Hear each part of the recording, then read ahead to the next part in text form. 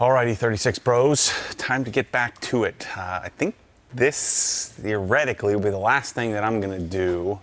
I guess I'd probably do the Öhlins TTX, but the whole front of the car is put back together. Headlights are in, steering rack's done, intake's done. The car's about to go off to get the interior done.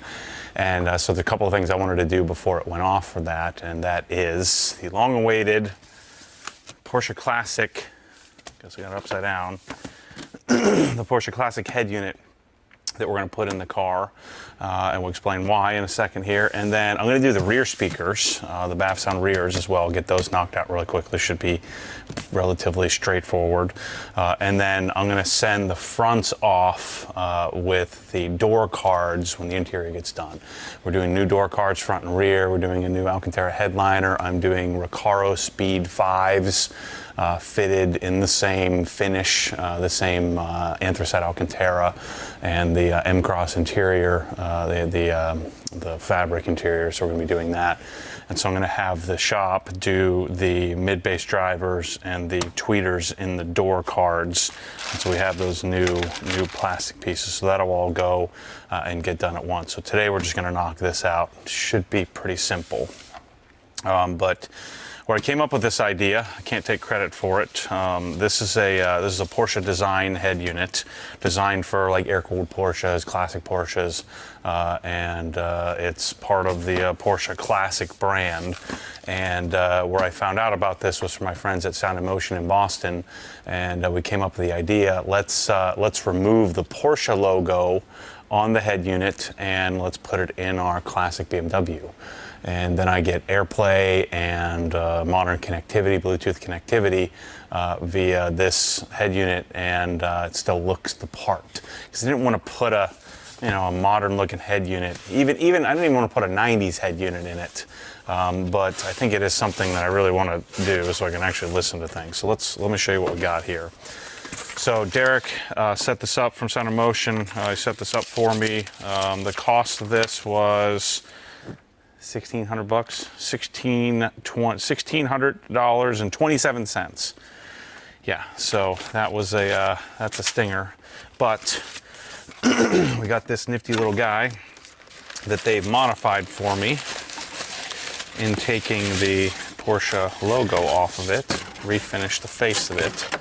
And so there it is. So it, standard, stock-wise, it says Porsche right across the top here. But Derek refinished it and painted it, and so now we have a fresh-looking, modern guts, but old-school-looking piece of equipment. And it says Porsche Classic right here, so it's gonna do the job. And the key here, you can call the guys at Sound & Motion if you have a classic BMW, and we're gonna find out how this works here. But you can call them and have them build you a harness, but they just built me a harness so that I should be able to just plug and play, which is right up my alley. So you can see they've built me these pieces, and I'm pretty sure they built me 2 types just in case, so we weren't 100% sure. We're gonna basically be able to shove all this stuff back in the dash and plug and play. If it's not plug and play, I'm screwed. I don't know what to do. So we're gonna find out. So there's our USB module we're gonna put in the glove box somewhere. Here's our Metra adapter for our antenna, which we need. So the guys took care of me in getting all this stuff set up for me, so I should be able to just plug it in. Now this is a 911 piece, so I don't think I'm going to use this. And this is the little microphone, which I don't think I'm going to do that either. I never freaking talk on the phone in the car, and if I do, I'm not like talking through the hands-free. I'm just holding the darn phone for the 10 seconds I'm talking. So I'm not too worried about that. Really, I just want to be able to play the darn Spotify and Tidal on my phone. Okay, so on the back here,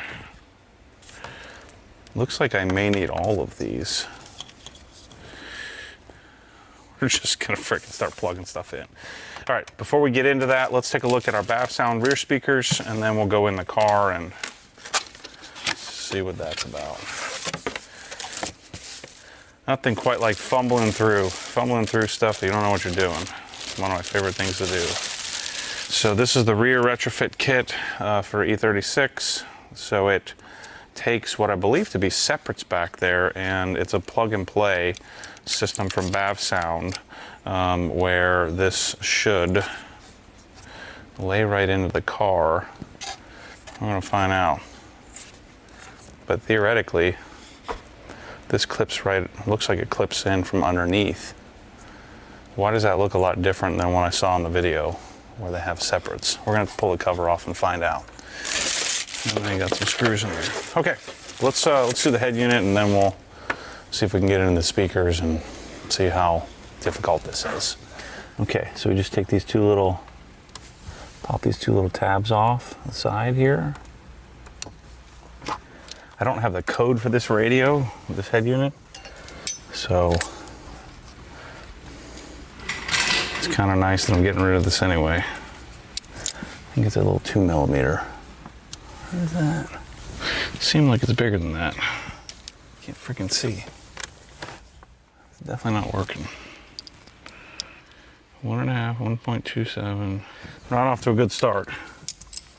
It should take 3.5 seconds to do. No, that's too big. It's definitely a hex. But it's not 2mm. And it's not 2.5. I bet you someone was just in there messing with it and stripped it. Put your fingers in the tape deck, pull it out. Okay. That's really weird. Yep. Only somebody using SAE, it's freaking stripped. Let's pull our antenna off. Gosh, this brings back memories, man.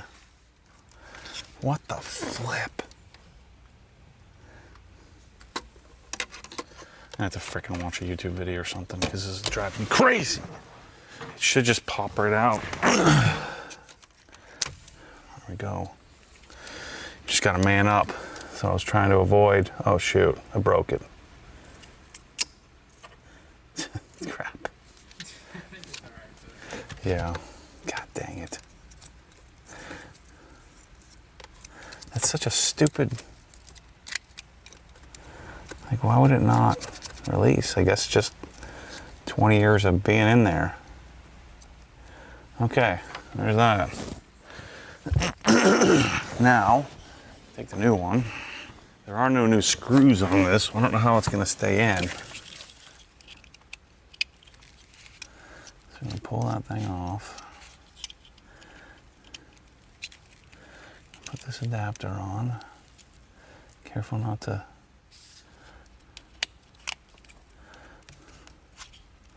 So that'll go like that. Then I guess this guy we're going to snake around over to the glove box somewhere.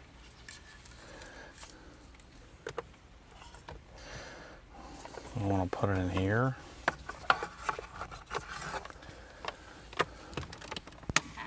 So I know they told me they made 2 of these for me.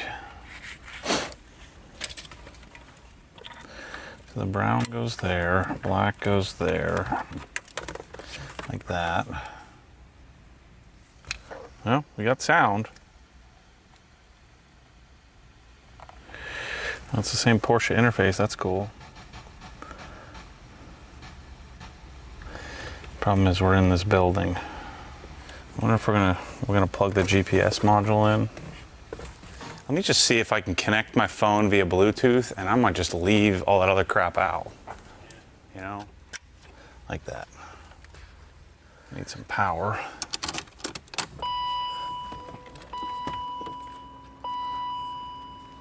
So it does have a Porsche logo on there, but I like both, so that should be okay.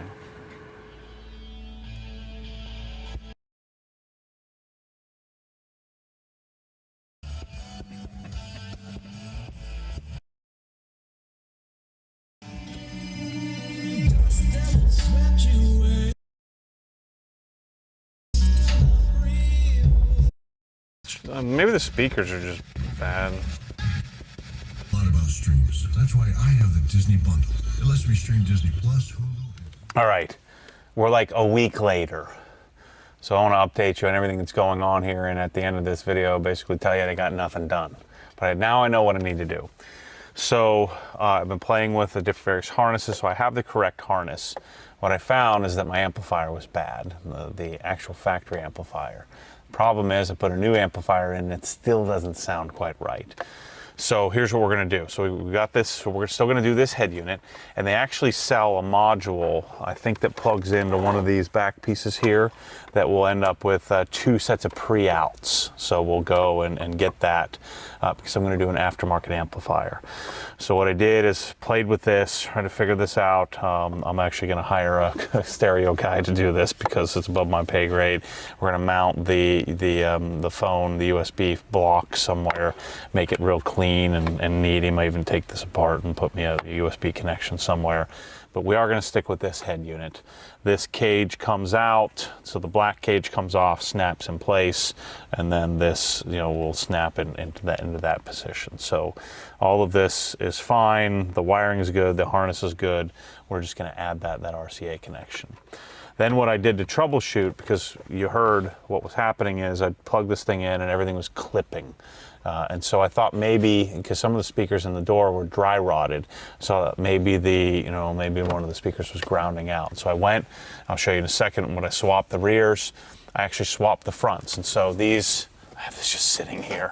So I actually took the door panel apart, which the stereo guys are going to need to do anyway. I put the BAVsound speakers on. I actually replaced the woofer. There's a 5-inch woofer, 5.25-inch woofer in the kick panel there. So I replaced those and no dice. So that didn't solve the problem. So I just have those hanging loose there. Then in the rear, I took the grills off. And I put the Bavsound 16x9s in here, and actually, put the pigtails, put the wiring in. That didn't solve the problem. And so then I got a new amplifier. Let me show you what the amplifier looks like out of the car. So this is the Harman Kardon factory amplifier with all the factory connections.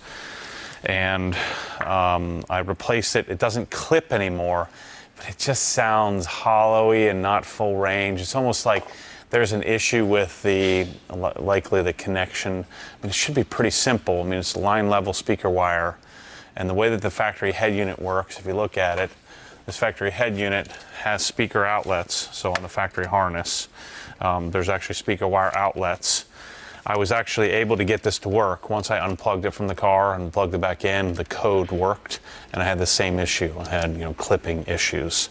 And so one thing I haven't tried, I might put this back in and see if it works with the new amplifier, because clearly this amplifier is toast. So here's what we're going to do.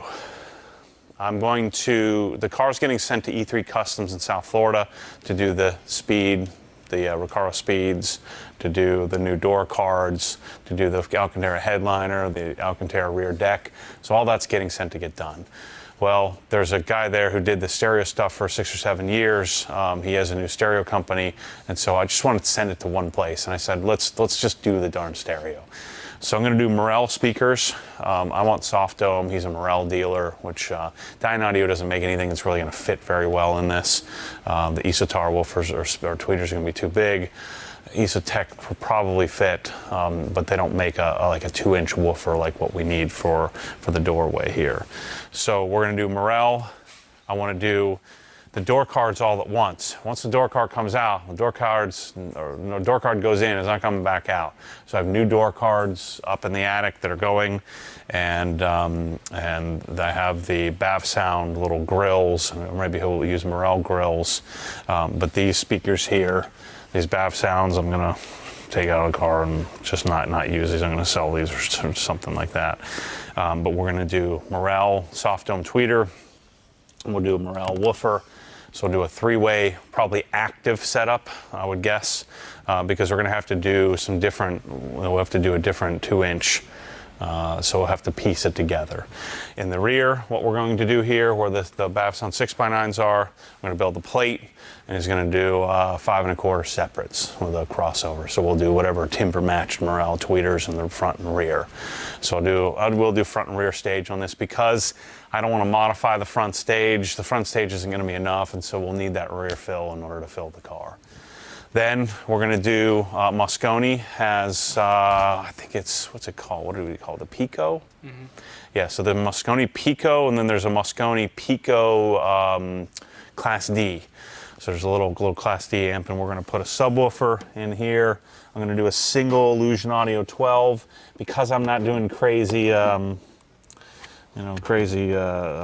stage. We're going to do a single, I'm going to do a single 12 in here because I've got this whole area to work with because I'm not going to drive around with the spare tire anyway. And so a real simple basic system with that head unit. We'll pull the CD changer out and lose that CD changer weight, only driving around with that. And then we'll have a nice little OE Plus stereo system in the car. It's probably going to cost me, I don't know, a lot. 7-8 grand, I would guess.